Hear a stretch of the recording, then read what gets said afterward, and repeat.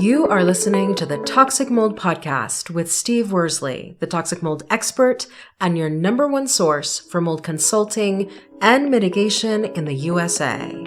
Let's dive into a brand new episode. Before we get started on this episode, here's a not so short disclaimer. While all attempts have been made to verify the content provided in this podcast, neither the podcaster or the producers assume any responsibility for errors, omissions, or alternative interpretations of the issues discussed here. All information stated in this podcast is the opinion of Steve Worsley. Steve Worsley is a mold specialist with over 25 years of experience in the construction and mold industry. The Toxic Mold Podcast is for information sharing purposes only. The views expressed are those of the podcaster and his alone. These views should not be taken as expert instruction or commands.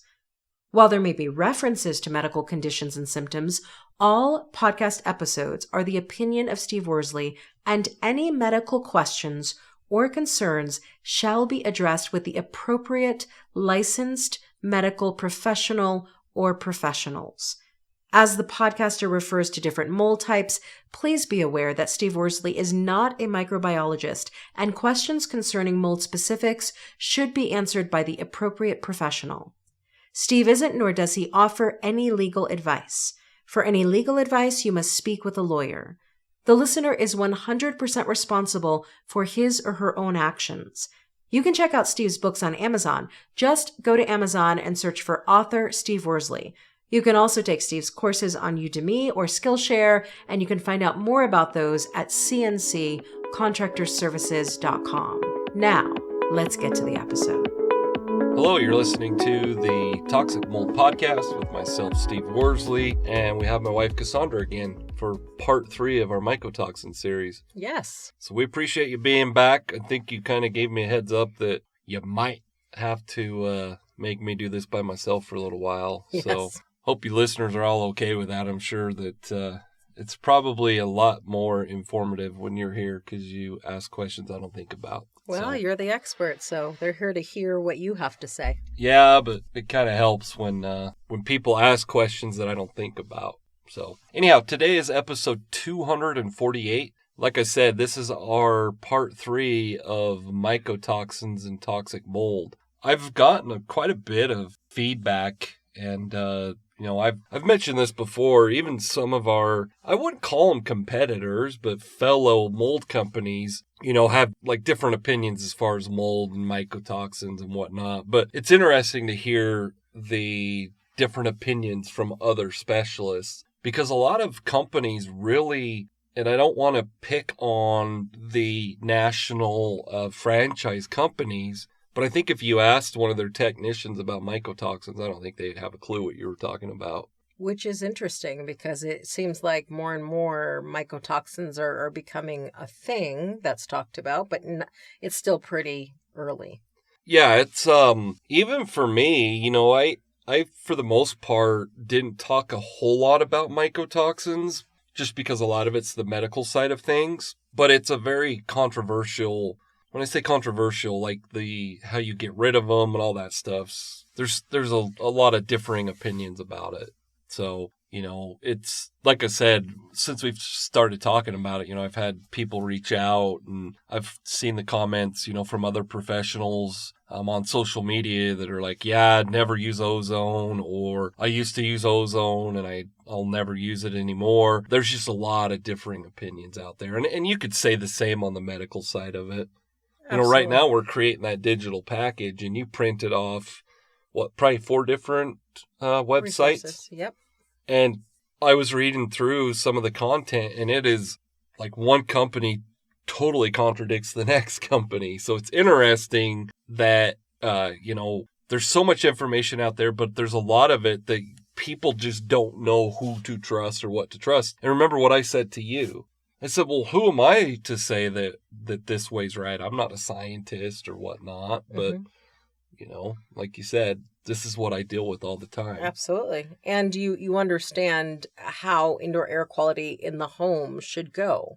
Right. and what measures need to be taken to keep indoor air quality where it needs to be. Whether it's a mold issue or it's a mycotoxin issue or it's a radon issue, all of it's indoor air quality. Exactly. Yep. And that's, we try to focus on other things that can impact people's health inside the home. And I don't, I got certified as a radon tester, years ago, like probably 2006, 5, maybe even earlier. I don't remember. But a lot of times a lot of people they think about indoor air quality and all they think about is mold.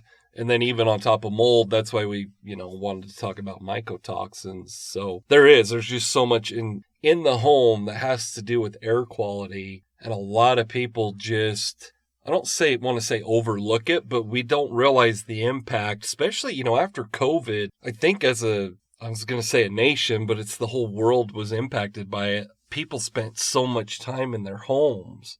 And Absolutely. I think that's when they started looking more at the indoor air quality. Yeah, for sure. And people are still spending more time in their homes than they were pre-COVID because of there still is a fear lingering around, germs and spreading viruses. And so lots of people who used to be out and about are much more homebound after the pandemic. Yeah. Yeah. And when it comes to indoor air quality, you're being exposed, obviously, to whatever it is that much more. Absolutely. And so it's just an interesting topic. But anyhow, one of the questions I get all the time, like, so who do I hire? If I was to ask you, like, who would you hire for mycotoxin concerns? Well, I'd hire you. Right. That's easy. But you don't really know. I mean, I think you have to ask questions. You have to interview potential mold experts, and you have to say to them, are you familiar with mycotoxins? Have you done mycotoxin removals? Do you have references? And that may mean you're going to have to look a long time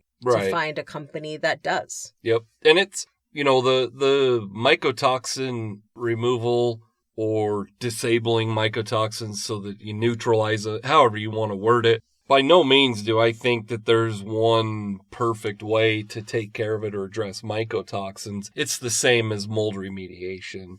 There's so many different steps that a lot of companies take, but you have to have that right company. Like if our listener and they have mycotoxin concerns, so let's say they've done the EMA test, which is a mold and mycotoxin test.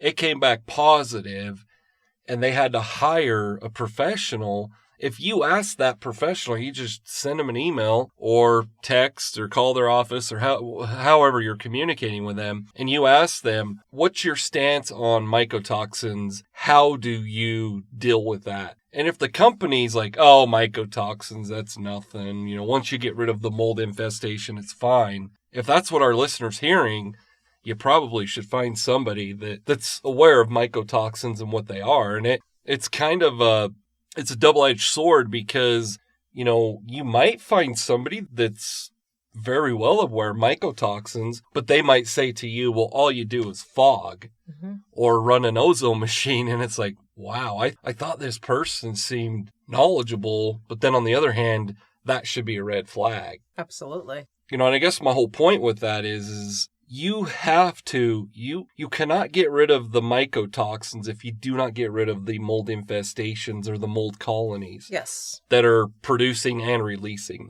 those mycotoxins. And yeah, mold removal is a different process entirely from mycotoxin removal, right? Exactly. Okay. Yes. And so, when we deal with mold remediation, we're typically, and I say typically, and I say this all the time, every mold remediation project, every mold inspection, every mold client is different and unique. But for the most part, when we're dealing with mold remediation, we're inside of a containment. And as far as getting rid of the mold that we're aware of and we're chasing it and chasing water stains or whatever we're doing, that's a totally separate thing than the mycotoxins. Yeah. Because the mycotoxins, depending on numerous factors, their heating and air conditioning system, if they have a forced air system, those mycotoxins can be anywhere throughout the home. Even if they don't have an HVAC or a forced air handler, the mycotoxins can end up wherever they want to end up. So my point is when we're dealing with mold, we're dealing with a containment and everything inside of that. We're not addressing anything outside of the containment. And that's where we go into, to get rid of the mycotoxins or to neutralize them, to prevent them from doing any harm to humans. And it can affect pets too. We have to address outside of the containment. Absolutely. And if we have clients that aren't familiar with mycotoxins, they're not willing to pay, maybe it's an insurance claim, they might not pay for that deep clean. And, the getting rid of the mycotoxin part it's a whole separate process, if that makes sense. Absolutely. So then I would assume that mycotoxin removal is preceded by mycotoxin testing to make sure that, people may be concerned about mycotoxins, but shouldn't they get it tested to verify? Yeah, that's kind of a double-edged sword there. Like, you could look at it either way. Now, are you asking, should they test for it if this is just a listener that thinks they're sick, or are we talking post-mitigation, mold remediation?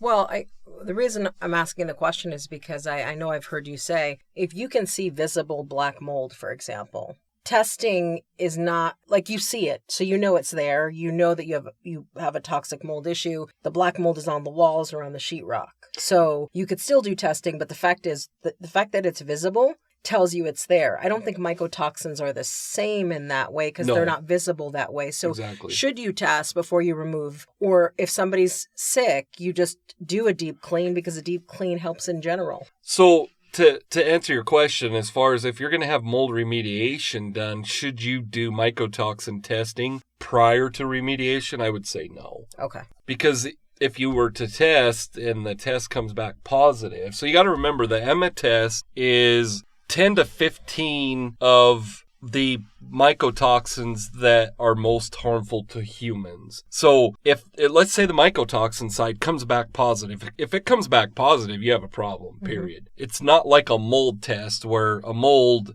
like an air test, is always going to come back positive. Yeah. Does that make sense? Yeah. A mycotoxin test just tells us, there's mycotoxins. If we do that test prior to remediation, it's kind of expected that could come back positive. Now, if our listeners are questioning the validity or the necessity of having mycotoxins addressed beyond the mold remediation, I would recommend doing it with your PRV testing, which is post-remediation verification. Okay. Because everything's been done, and let's just say you don't want to spend the extra $1,500 or whatever the company's going to charge you.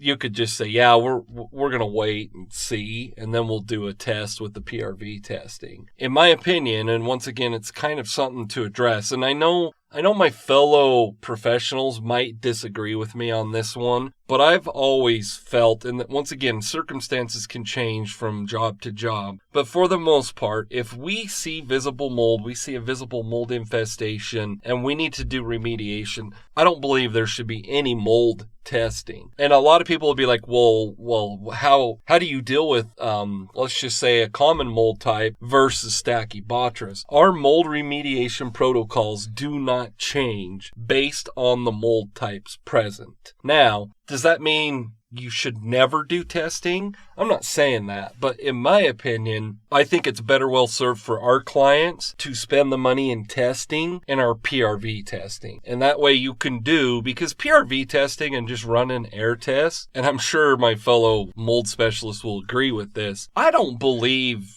an air test is a proper way to do PRV testing and then walk away and say, everything's fine. Mm-hmm. I don't believe air testing by itself, no matter what you're dealing with when it comes to mold, is the proper thing. Just because different mold spores have different characteristics, so you might not always pick it up in an air test. My point is I wanted to explain to our listeners why I don't believe testing is necessary prior to remediation. Absolutely. Did I make it sound really, really complicated? Well, you explained that what I'm hearing you say is for mycotoxin testing, it makes sense to to handle any mold remediation that needs to happen in that home. And then as part of PRV testing, to do mycotoxin testing. Exactly. Okay. Yep. And even, let's just say that the client doesn't have the money, can't afford to do the EMA testing and PRV testing. Are there circumstances where I would tell my clients, that's fine. You don't have to have that done. Of course, if they went through the whole remediation process, they did PRV testing, which I don't agree. Air testing by itself is accurate. And, they're not really mold sensitive. I would say, yeah, you don't have to do the EMA testing. If you still can't detox, then maybe we should go down that road. But on the other hand, it can really, it's a way, and I'm not sure how to word this in the medical terms, but it's just a way to rule out certain things. An EMA test would rule out mycotoxins if it's done properly. Correct. Even if an EMA test came back negative, meaning it didn't show anything, depending on the client and the whole situation, that still doesn't say 100% there's no mycotoxins. Does that make sense? That does make sense. So again, it feels like a lot of it depends on the situation and the dynamics and what the specific client is dealing with. Which brings up, like I said, that's why to me it makes sense to save the client the money on the front end, pre-remediation testing, and use that money after for PRV testing. Does that make sense? It does, but I guess I can hear a lot of homeowners saying, okay, that makes sense, but if I have to leave my home while you're doing mold remediation, wouldn't it be good while I'm out of my home that you also do mycotoxin remediation if there is a mycotoxin issue, rather than doing the mold remediation, doing mycotoxin testing during the PRV period, figuring out maybe there is mycotoxin issues, and now what? Do I have to leave my home again for mycotoxin remediation? Well, yeah, you would, and like I said, what it typically boils down to, it's not. If money wasn't an issue, of course we would deal with it that way. But that's where we run into issues with our clients, because addressing the mycotoxins involves something totally, to me, it's totally separate from the mold remediation. It's outside the containment. Even if we're not dealing with mycotoxins, this is just how CNC Contractor Services and we operate. You have to do a deep clean anyways of the entire home. Now, does it vary based on different circumstances? Of course. But if you don't have your ducts cleaned, if you don't do the deep clean, those mycotoxins are not going to be addressed. Okay. Does that make sense? Yeah. So in a perfect world, of course, we're going to do all that while they're gone. That's what we would prefer to do. Let's address the mycotoxins. But let's say it's an extra $1,500, $2,000, I don't know, depends. If our client can't afford that, then we have to kind of go down the route that they're taking us. Absolutely. So what I hear you saying in terms of mycotoxin remediation, it's a totally different process. It happens outside of the containment. Mm-hmm. And it requires a totally different protocol than what you'd be doing for mold remediation. Exactly. Okay. That's why, as I say all the time, mold is the gift that keeps on giving. It's so complex. Every situation is different. I can't sit here on a podcast, or even if a client reaches out to me, sends me an email and says, well, we did the mycotoxin testing. It came back positive. What do we do now? I can't even answer that. Does that make sense? It would require further consultation and understand the dynamics, and it would require customization. Exactly. And so, I don't want our listeners to think, oh, well, Steve's not going to give us any ideas, but we can't start the work plan or the SOW until we know all the facts. Absolutely. So, but the reality is, let's say somebody hires a mold company local to them and they have the mycotoxin deep cleaning remediation process happen. What do they do after the mycotoxin remediation? They would do the EMA test. Okay. Which... just to verify that the levels have gone down? Okay, so to be clear, obviously mycotoxins and mold, two totally separate things. If you do an EMA test and it comes back positive, there's mycotoxins. Because what the EMA test is, and it stands for, in case our listeners haven't been listening to the prior episodes, EMA, which is EMMA, is Environmental Mold and Mycotoxin Assessment. It's actually two different tests. So one test is the PCR side of things. That's the mold side. That's where it goes down to the mold species. What it's going to report is, I think it's 10 to 15 of the most common mold species that can produce mycotoxins. So it's only telling us if it can produce those mycotoxins. Then a totally separate test is the mycotoxin test. So the mycotoxin test, if it comes back positive, there's mycotoxins present. So the mycotoxin test is like a pregnancy test. Nobody's a little bit pregnant. Right. So exactly. either you have the mycotoxins or you don't. Yep. Okay, and that's it's helpful. not. And the reason I want to explain it that way is because a lot of times I hear people say, "Yeah, I did some mold air testing and it came back positive." Well, yeah, mold spores are actually present in the air. Yeah. That's not an alarm. That's not a red flag to us. Yeah. The mycotoxins is. Exactly. And so, but once again, I want to be clear too with our listeners, just because it comes back negative doesn't mean there's no mycotoxin concerns. Well, then what does it mean if it comes back negative? It could have been done, the test could have been done improperly. So how do you know the test has been done properly?